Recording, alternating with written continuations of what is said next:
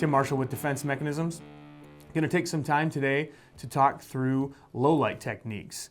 A lot of times people look at the idea of using our guns in the dark as this extremely complicated set of problems, while at the same time underestimating how deep and complex it actually can be.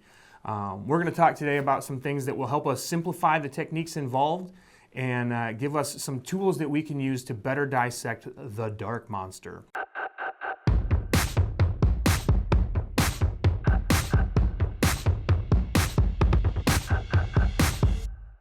The first key use of light is shooting. Gunfighting is a visual sport. We need light to do that, right? We are visual beings. So straightforward, turn the light on for shooting. But more than that is the hot spot on your light is not an aiming point. It's a non-zeroed 250 MOA dot that is not going to help you win a gunfight. So you have to train in low light enough to overcome the natural desire to just point the light at your target. That is not going to work for you. It's going to take training to overcome. Something else to think about when it comes to the shooting part of this is matching the capabilities of our lights that we choose with the weapons that we're putting them on. Putting a light designed for a pistol on a carbine capable of 500-yard engagements can greatly limit that capability when there's so many other lights that are specifically purpose-built for the carbine. And so match your lights. Put purpose-built carbine lights on your carbines. Put pistol lights on your pistols. Pistols, a much shorter engagement platform and a lot more spill becomes very useful in that as it lights up a lot more of the room, a lot more of the space. Whereas with a rifle light, having high candela is very important as it can really punch that light into distance, keeping a tight beam, keeping all of that together as it sends it out into distance, giving you more range, which is the whole point of a rifle in the first place. Next use I'd like to talk about is communicating or signaling. Obviously, when it's dark, somebody strobing or lassoing a white light can be very easy to see. So that is a great way to let people find your location. If you have people trying to find you, strobing or lassoing with the white light really helps with that. The white light can also be used to point things out. If you're working with a partner and you're trying to get them to look at a door or see dead space, you can put your light on that while you're talking about it. It makes it really easy for them to see what you're talking about. And then also just in a nonverbal communication, if you're working with a partner and you can see that their light is locked in on a door or on a hallway or a piece of dead space furniture you can't see behind, it lets you really see what the problem is that they're working and dealing with and whether or not you need to help them with that. After that, we need to talk about searching. So this is where a lot of things go wrong in low light. Searching, there's a couple key things to take into consideration here. The first to think about when searching is that we want to be searching with the lead edge. As we move the light, we want to be searching with that lead edge of the spill. We don't want to be watching the hot spot because it doesn't give us enough reaction time. We'll talk about that in a second. But as we search with the light, we're leading the spill. So just as information becomes available to us, we start to take it in.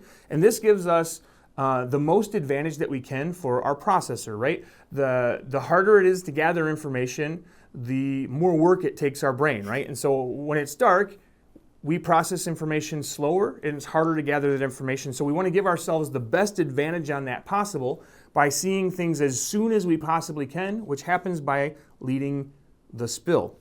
And so by the time your brain processes, hey, I just saw a person hiding in that corner, as you see them with your spill, by the time you process that, your hotspot will be on top of them and then you'll be able to use it for one of the next things we'll talk about here. But other things to think about with searching is we want to break up our search into distances of near, middle, and far. This, again, will help with our processor versus just trying to wave that light everywhere and see everything.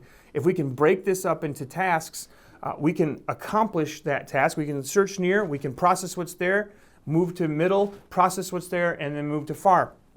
Helping our brain do this in segmented tasks versus this infinity job of just seeing everything that's out in front of us. The other thing that this does for us is as we're intentional about pushing light near, middle, and far. It helps us to push light into spaces. So people really struggle with letting the light fall onto the first object that they come into. If they're in a room and there's a doorway that's open, a lot of times we see that light will hit the doorway and they won't push it into the next room. Well, you can be hurt from the next room, so you want to see into the next room. And so you have to, again, train. You have to put time on this to make sure that when you have a doorway or a threshold or there's open space, that you're intentionally pushing that light into that space so that you have seen the near, the middle, and the far. The other thing to think about with searching is shadows. So obviously, we understand that things can hide in shadows, but there's considerations to make with this. As I'm searching with the light, the angles that I'm using the light are creating new shadows, and the shadows that I'm creating are dark. They're infinitely dark, and it becomes a very difficult place for me to see. You'll see that somebody can hide in that shadow right at the very edge of it. If I'm casting light through a doorway, there's going to be a hard shadow created where the light hits the door frame. And so that allows a place that someone can hide where they can see me through all of the spill of the light that I'm sending, but I can't see them because they're in the darkness created as the hotspot goes by. And so we have to be very careful about the angles that we're creating with these shadows, that we're working these angles to the best of our ability so that we can see in them, giving ourselves angle of attack, but minimizing the angles of exposure that we're creating for ourselves. The next use of light that we need to talk about is navigation. Things to consider in navigation is if you're trying to navigate and move just off the hot spot of your light, you're going to run into issues with muzzle control. If you're working around partners, trying to only navigate off the spill of your light is going to lead you to muzzle your partners. Your muzzle's going to have to go everywhere you're trying to go. And so you need to learn how to move off the spill of your light so you can control your muzzle using ready and carry positions, so you can move off a low carry or low ready, so that it gives you the ability to move off that spill where you can see, but you can still easily control your muzzle around your partners. Another consideration with navigating with partners is backlighting issues. If I'm working in a team environment and I'm behind my partners, I want to turn my light off so that I'm not backlighting my partners, I'm not highlighting them from the back. It's the same idea of walking along the top of a ridge with, in twilight where there's light behind you. You don't want to be backlit. It creates a hard silhouette that's very easy to see. So if you're in a team environment, you're standing behind your partners, turn your light off. The next time you're out in front, you turn your light right back on. But when you're in back, we don't want to backlight our partners. Another thing for that I often do in a CQB environment is if I'm standing at a door, I don't want to just pour a bunch of light. If I'm the breacher standing at a door, I don't want to pour my light under that door. That's the time that I would turn my light off. And only once the door is open would I then get my light back in play to see in that room, do my scans that we just talked about in searching. The next use of light we should talk about is controlling. So when we're dealing with an unknown or a non-compliant suspect, we need to use the hot spot of the light. We need to deny them their visual horizon. So we're going to put that hot spot right in their eyes. It's going to make it very hard for them to see what we're doing. It's going to mess with their night vision. It's going to create some temporary blindness, some white spots, right? You guys have seen the satellites and stuff. And so it makes it easy for us to see them and control them. We have the hot spot in their face. It's very easy to see their hands and waistband, anything that they might do, anything they might reach for. It gives us plenty of spill around them to see anything that's in proximity to them that could be dangerous to us, while making it hard for them to see exactly what we're doing and where we're at. This is really important. But something to consider is when we're using light to control someone who is compliant, we don't want to be muzzling that person. And so this is where our ready and carry positions come in yet again, where we can use a high ready to send light above that person. We can work off the bottom spill of the light to see them, to see their hands and waistband, to see what they're doing, to give them any verbal commands, while at the same time not muzzling them. The same is true for low ready. I can, my rifle's at the baseboard height that allows me to cast the top spill of my light, to use that to see the person, to give commands, to watch hands and waistband. But we shouldn't be muzzling people who are compliant with us. And so that's a really important consideration when we talk about controlling is that we're using that light, but we don't just use the hot spot of light. But obviously, if someone is non-compliant, if someone is being verbally combative, if we need to use the weapon to control that person, then having the light right in their face is absolutely the right answer. But if we don't, we can use our carry positions to still use the light to see what's going on. And the last use of light that we need to talk about is identification. We need to use that light through the techniques that we've talked about, hot spot and spill, so that we can identify if we're looking at a teammate, a suspect, if the person is compliant or non-compliant, is that dog friendly or is that dog mean, right? Identification is a key use of light, and with the tools that we've already talked about, it allows us to get a really good picture of what we're looking at, who we're looking at, and what their intentions are. Before I close this down, I want to talk about a couple considerations for lights. There's lots of lights on the market now, and so just some things to think about as you're looking for lights. I tend to mostly prefer rechargeable batteries. One of the things that those do for you is they give you peak power until very end of their charge. And this is really important because my light's not constantly stepping down in power, right? It gives me peak output for the life of the battery. But what's important here is that we're testing these lights before use, right? If I'm about to go do the thing, I need to be sure that my light's going to work, and just turning it on for a second isn't enough. These batteries will always hold a little bit of charge, and so even if it's basically dead, it'll give you a little bit of light for a second. So what you want to do is you want to run that light for 5 to 10 seconds to make sure that it doesn't have a power step down. And if it does have a power step down, that brings you to my next tip: have battery reloads on your kit. You're going to have to change batteries. Batteries do not last forever, and you need to have reloads on you.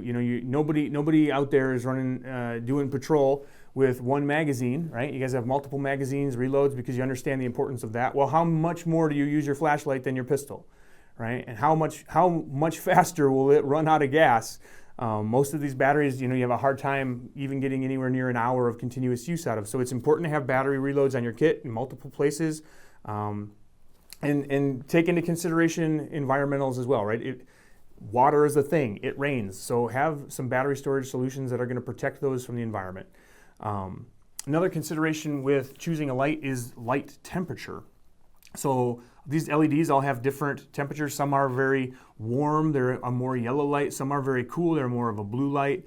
And then there's some that are kind of in the middle, and some of the LEDs are blue, but they use warm yellow filters. But what ultimately the point here is, there is an advantage if you can choose a warmer light temperature.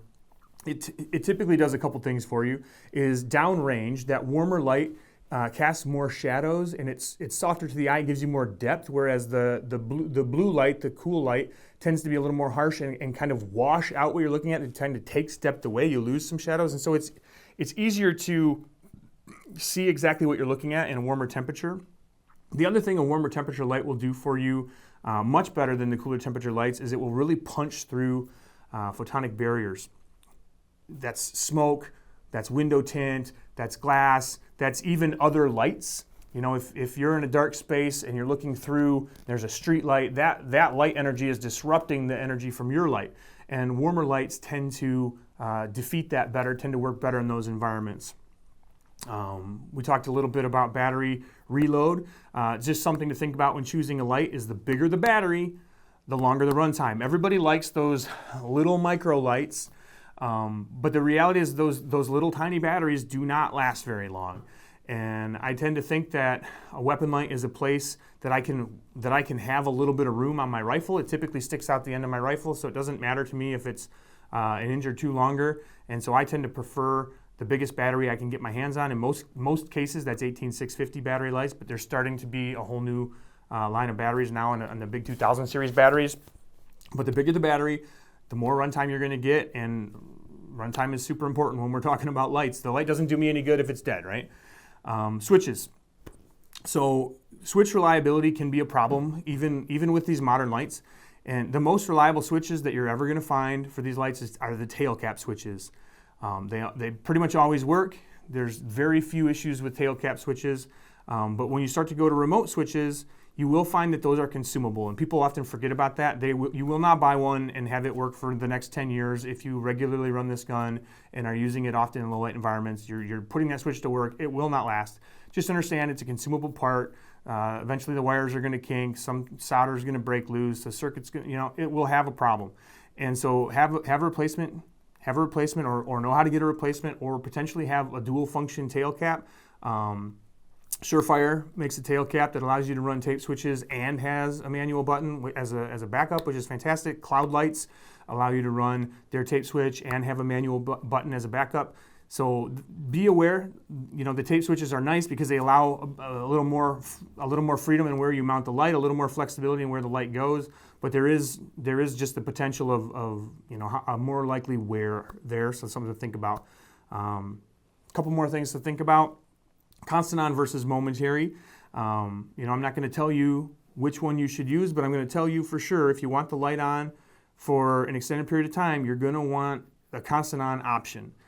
Trying to hold that momentary button to get that constant on get that light on for a long period of time, especially through shooting, it's a couple problems. Through shooting is it bounces and you almost never see guys be able to hold that light on constant on with just a momentary button. The other issue you run into is fatigue. Trying to pinch that button down for long periods of time can be really fatiguing. So I think it's really important that you have both momentary and constant activation, and it's kind of up to you to train with this. Maybe go to low light, get some classes under your belt to see what you should use when, but I think it's really important to have both capabilities. Kind of last thing to think about is the modes that the light offers, and what is the light for. A task light in my pocket might be really handy for me if it had a couple low modes and a high mode and maybe a strobe. Maybe there's some benefits to a task light having those things, so that I can choose the right output that I need for whatever I'm working. If I'm looking for something in my cup holder, I might use a low mode. If I'm, hey you, what are you doing? Right, then maybe we'll go to high mode. But that is not a tactical light. That is an admin light. And when it comes to a tactical light, that would be a tactical handheld, a weapon light for your pistol or on your rifle. We want high output only lights. Every time you push the button, we want to get all of the lumens. We're looking to get the power of the sun in the palm of our hands, and having to bump through a bunch of different modes and accidentally putting it into strobe and all of a sudden it's on low. That is not what we want to be dealing with when we're, obviously if you're pulling out your weapon, there is a reason, and we want to hit the button and get all the light all the time. Those are most of the key considerations to think about. I guess one last thing is with pistol lights. Again, I implore you to take training, take some classes, but I want you to think about you should always be activating your pistol light with your support side hand.